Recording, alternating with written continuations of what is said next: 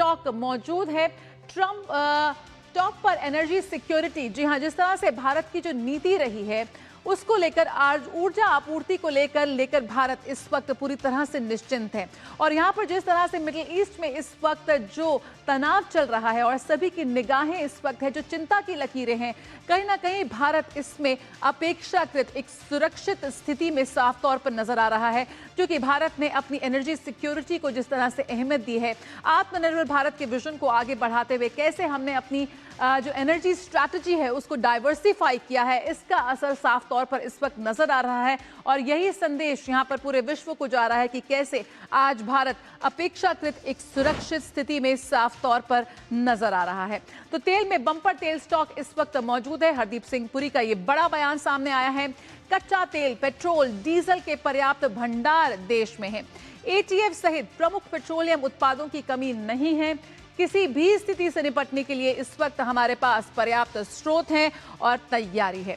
Petroleum उत्पादों की आपूर्ति पर पूरी नजर यहां पर सरकार बनाए हुए है और 24/7 नियंत्रण कक्ष भी स्थापित किए गए हैं। पिछले कुछ वर्षों में जिस तरह से ऊर्जा स्रोतों में विविधता भारत लेकर आया है, उसका असर साफ तौर पर इस वक्त नजर आ रहा है। ऊर्जा की उपलब्धता और सामर्थ्य सुनिश्चित करते हुए आज वही भारत की विदेश नीति और रणनीति एक सुरक्षा कवच के रूप में काम कर रही है। भारतीय ऊर्जा कंपनियों के पास और भी विकल्प यहां पर मौजूद हैं। सभी ऊर्जा स्रोत हॉर्मुज स्ट्रेट यानी कि उससे होकर नहीं गुजरते हैं। आपूर्ति में अस्थायी रुकावट को दूर करने में कार्गो भी हमारी मदद इस वक्त कर रहे हैं, क्योंकि जिस तरह से स्ट्रेट ऑफ हॉर्मुज में बाधा आने को लेकर चिंता उस वक्त उमड़ती में नजर आ रही है, उस लिहाज से भी भारत ने अपनी जो सुरक्षा जो स्रोत है उनको डाइवर्सिफाई किया है। आज हम सिर्फ जो हमारे स्ट्रेट ऑफ हॉर्मुज से गुजरते हुए ही सिर्फ हम अपने तेल को नहीं ले रहे हैं, यानी कि सिर्फ हॉर्मुज ही इस वक्त विकल्प नहीं है हमारे पास और विकल्प भी है। सिर्फ 40% कच्चा तेल का हॉर्मुज से आयात होता है। भारत में जिस तरह से 60% जो है 60% आपूर्ति अन्य स्रोतों से की जाती है, यानी कि अगर स्ट्रेट ऑफ हॉर्मुज में अगर बाधा भी आती है तो भी हम उतने फंसते हुए नजर आएंगे। जोखिम काफी हद तक इस वक्त सीमित नजर आ रहा है। एलपीजी और एलएनजी आपूर्ति को लेकर भी अफवाहें उड़ रही हैं, सरासर गलत है। सरकार ने साफ कर दिया है, एलपीजी और एलएनजी आपूर्ति में कोई कमी नहीं है। सरकार लगातार वैश्विक बाजार पर नजर बनाए हुए है।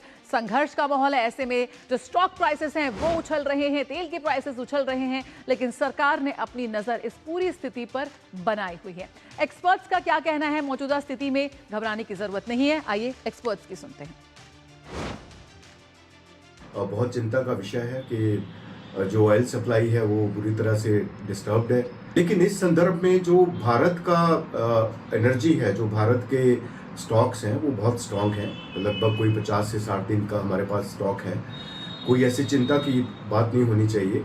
और ऊपर से हमारे पास जो एक विंडो है, जो रशिया से हम ऑयल इंपोर्ट कर सकते हैं, जो 30 डेज का एक हमारे पास विंडो ओपन हुआ है।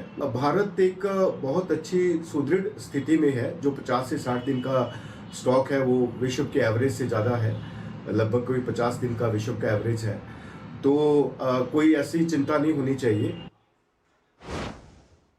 India maintains sufficient strategic fuel stock amid this global tension, and Indian government is already very bullish about diversification, so that we are not relying on Middle East too much. So we need to be really very cautious, and we need to be self-reliant. This is where the alternate energy, this is where the renewable energy like biogas comes in picture. Potential of biogas or bio-CNG is almost 60 million metric ton per annum. So we can definitely replace that. So we need to work together. Shrikant Madhav Vaid, पूर्व chairman Indian oil corporation limited, इस वक्त हमारे साथ जुड़ रहे हैं। साथ ही vice admiral Shekhar Sinha, retired पूर्व chief of integrated defence staff, भी हमारे साथ इस वक्त जुड़ रहे हैं। बहुत बहुत स्वागत है हमारे कार्यक्रम न्यूज पंच में हमारे खास मेहमानों का। सबसे पहले यहाँ पर शुरुआत करते हैं, जिस तरह की अफवाहें इस वक्त फैल रही हैं उसको लेकर इंडियन ऑयल और साफ तौर पर सरकार ने भी साफ कर दिया है कि ये सब गलत है। देश में सिर्फ 25% तेल बचा है, ऐसी अफवाहों से बाजार गर्म है। क्या कुछ इस वक्त अपडेट देना चाहेंगे सर? एक्चुअली ये अफवाहें का वजह यह है कि लोगों को एक गलत फहमी है कि जो 25 डेज स्टॉक जो एक मार्केट न्यूज़ आई थी तो उसका एक्चुअली लोगों ने गलत ये ले लिया कि 25 डेज का मतलब है अभी कोई इनपुट आएगा ही नहीं हमारे देश में। एक्चुअली हमारे देश की जो टोटल ऑयल का प्रोसेसिंग कैपेबिलिटी है वो 5 मिलियन बैरल पर डे है। इस 5 मिलियन बैरल में 0.8 मिलियन बैरल हमारा इंडिजिनस प्रोडक्शन है जो कंटिन्यू होता रहेगा, और जो बाकी 50% जैसे आपने कहा 50% only comes from the strait of Hormuz. तो 50% of our other supplies coming from the other routes, that is from Africa, that is coming from West Asia, West Africa, Americas and Russia, they will continue to come. और इसीलिए जो हमारा total stock है that will be roughly available to us for more than 100 days, including the product stock. So I think there is no need to panic in the country. We have got adequate stocks, and this amount of time, nearly 90 to 100 days जो हमारे पास है, उसमें हमारे policy makers को इतना समय जरूर मिलेगा कि वो और कोई सोर्सेज से हमारे जो रिक्वायरमेंट है, जो 50% जो स्टेट ऑफ हॉर्मुज से जो कटा हुआ है अभी, उसको फिलअप कर लेंगे। So there is no need to panic, we are in a very comfortable position, that's all I can tell you. बिल्कुल, इस वक्त जिस तरह से ये संघर्ष बढ़ रहा है, एनर्जी सिक्योरिटी को लेकर भी इस वक्त चिंताएं बढ़ रही हैं। लेकिन सर, आप किस तरह से देखते हैं बिजर साहब कि कैसे इस वक्त जो स्थिति बढ़ रही है, स्ट्रेट ऑफ हॉर्मुज पर इस वक्त तनाव बना हुआ है, लेकिन सरकार की तरफ से साफ है कि जैसे हमने अपनी एनर्जी डाइवर्सिफिकेशन किया है स्रोतों का, ऐसे में सिर्फ 40% हम वहां पर डिपेंड करते हैं, 60% हम आगे से लाते हैं। कैसा मानते हैं आप कि इस वक्त जो भारत है वो अपेक्षाकृत एक सुरक्षित स्थिति में साफ तौर पर नजर आ रहा है? देखिए जया जी, बहुत बहुत धन्यवाद अपने प्रोग्राम में बुलाने के लिए।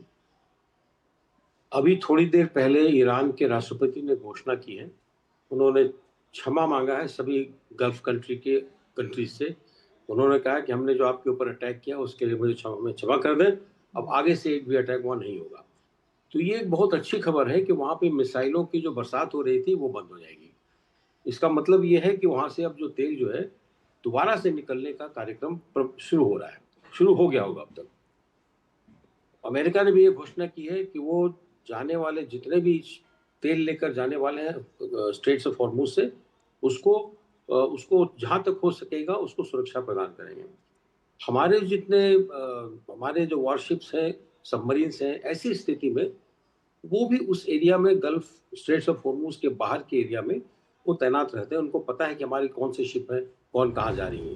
तो ये एक बहुत अच्छी बात है। जहाँ तक उनकी सुरक्षा का प्रश्न है, तो मैं समझता हूँ कि ये 100% सुरक्षित है। वो भारतीय नौसेना का पहला चार्टर ऑफ ड्यूटी है, security of sea lanes of communication, जिसके अंदर ये आपको एनर्जी सप्लाई लाइन भी आती है। और अभी जैसा उन्होंने हमारे को पैनलिस्ट ने कहा कि हमें और भी सोर्स हैं, तो उन सोर्सों से भी रिक्वेस्ट किया गया है कि वो हमें अभी जितनी देर है उससे ज़्यादा दें। हमें ये नहीं भूलना चाहिए कि हमारे जो मंत्री हैं श्री हरदीप पुरी जी, वो एक डिप्लोमेट है। तो इसीलिए ऑयल डिप्लोमेसी में कैसे, कहाँ से क्या करना है, किससे क्या बात करनी है, उसके बारे में आज से नहीं बल्कि ये लड़ाई शुरू होने के पहले से कई बार आपके चैनल पे प्रोग्राम में कह चुके हैं भारतवर्ष की कितनी क्षमता है रखने की। एक चीज जो लाइमलाइट में जनरली नहीं आती है जया जी, वो है कि देखिए भारतवर्ष का अपना जो स्टॉक है, जो कि अंडरग्राउंड बंकर्स में कई जगह हैं, उन बंकर्स का भी एक्सपेंशन किया जा चुका है। दूसरी बात, इसलिए मैंने कोट किया हरदीप पुरी जी का एक डिप्लोमेट होना, कि डिप्लोमेसी के क्षेत्र में मुझे पूरा विश्वास है कि जितने तेल देने वाले देश हैं उनके साथ भी कुछ जरूर अरेंजमेंट हुई होगी उनके देशों में बंकरिंग करने की। बिल्कुल। तो हाँ, तो वो जो है वो हमारा बिल्कुल ही रिजर्व है, जो कि हमें 100 दिन से भी आगे ले जाएगा। बिल्कुल। वैद्य जी, यहाँ पर जिस तरह से बात हो रही है, एक एनर्जी क्राइसिस को लेकर जिस तरह से सवाल उठ रहे हैं, ऐसे में जो एक लॉन्ग टर्म नीति यहाँ पर भारत की रही है, भारत ने रशिया से सस्ता तेल लेकर अपने इंपोर्ट बिल को काफी हद तक कम किया है और उसी का नजर यहाँ पर साफ तौर पर नजर आ रहा है एक सुरक्षा कवच के रूप में। कैसे देखते हैं आज जो भारत सुरक्षित स्थिति में साफ तौर पर नजर आ रहा है, अपने संसाधनों पर विश्वास, अपनी रणनीति पर विश्वास जो आज निकल कर आ रहा है, संदेश साफ? एक्चुअली आपने सही कहा, एनर्जी सॉवरेनिटी ये बहुत ही बड़ा विषय है।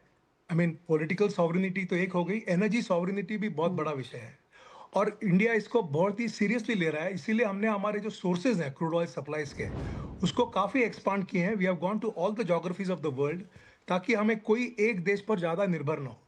सेकेंडली, जैसे हमने पहले भी कहा है कि स्ट्रेट ऑफ हॉर्मुज जो एक, I mean it was a known bottleneck, we always knew about it कि this could be a bottleneck. So हमारा total supply through the strait of Hormuz only 40%. So ये एक बहुत बड़ा रिलीफ है हमारे लिए कि बाकी 60% कैन स्टिल रीच इंडिया.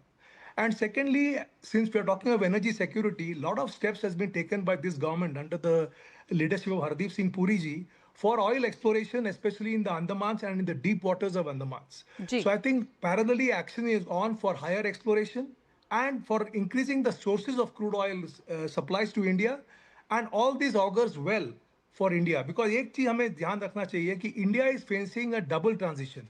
अभी हमने सुना होगा एनर्जी ट्रांजिशन की बात हो रही है, बिल्कुल। तो इंडिया एनर्जी ट्रांजिशन में भी कदम उठा रहा है और इंडिया एक डेवलप्ड इकोनॉमी से एक एडवांस्ड इकोनॉमी होने के भी सपने देखता है. We want to बिल्कुल, be तो a आज जो भारत की रफ्तार है वो इन वैश्विक संकटों की मार को झेलने में काफी हद तक सक्षम साफ तौर पर नजर आ रही है.